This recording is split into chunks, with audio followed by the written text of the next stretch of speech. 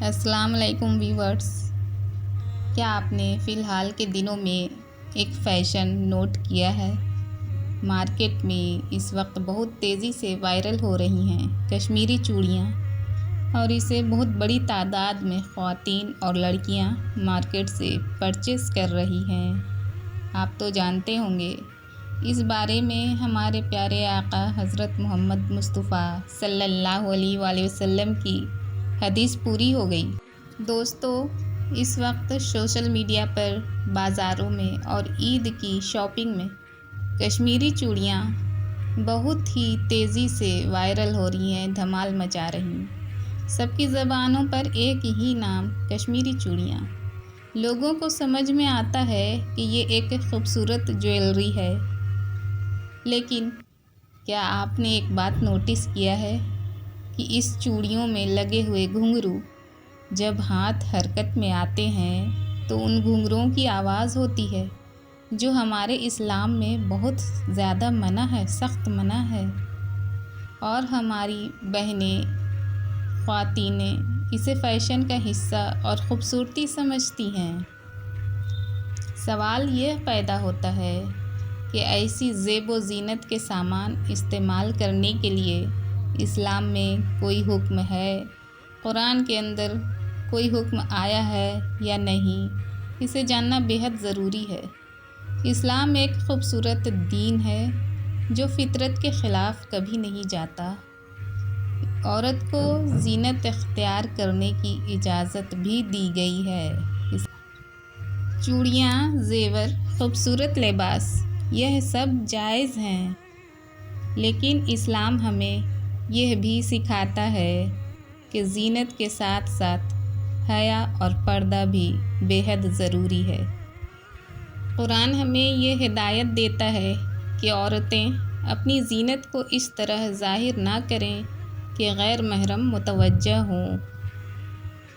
قرآن پاک میں سورہ نور آیت نمبر 31 میں اللہ پاک فرماتے ہیں، اور اپنی زینت کو ظاہر نہ کرو اور پاؤں زمین پر زور سے نہ مارو تاکہ ان کی چھپی ہوئی زینت ظاہر ہو جائے۔ ایک روایت میں آتا ہے کہ ام المومنین حضرت عائشہ صدیقہ رضی اللہ تعالی عنہا کا واقعہ بیان کیا جاتا ہے۔ سنن ابن داؤد سے ثابت ہے کہ ایک لڑکی ان کے پاس آئی۔ اس لڑکی کے پاؤں میں گھنگرو تھے۔ انہوں نے کہا، میرے پاس اسے مت آنے دو جب تک کہ اس کے پاؤں سے گھنگرو نہ ہٹا دو۔ حضرت عائشہ صدیقہ فرماتی ہیں، رسول اللہ صلی اللہ علیہ وآلہ وسلم نے فرمایا، جس گھر سے گھنگرو کی آواز آتی ہے اس گھر میں فرشتے کبھی داخل نہیں ہوتے۔ اس روایت سے یہ ثابت ہوتا ہے کہ اسلام ہمیں مکمل طور پر چوڑیاں پہننا منع نہیں ہے، لیکن ایسی آواز پیدا کرنا جس سے غیر محرم متوجہ ہوں، یہ سخت منع ہے۔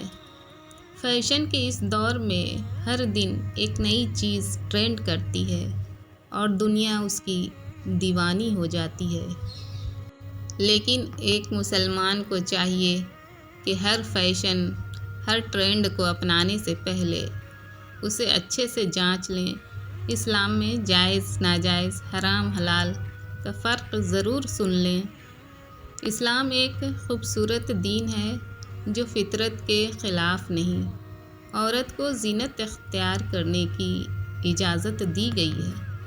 چوڑیاں، زیور، خوبصورت لباس، یہ سب جائز ہیں، لیکن اسلام ہمیں یہ بھی سکھاتا ہے کہ زینت کے ساتھ ساتھ حیا اور پردہ بھی بے حد ضروری ہے۔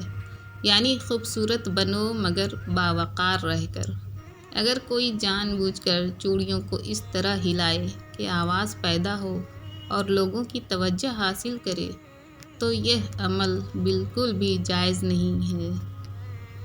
عید منانا اچھی بات ہے، خوشی خوشی عید منائیں اور اپنے آپ کو سنواریں، سجائیں، مگر اصل خوبصورتی یہ سب کچھ حلال اور جائز میں ہے۔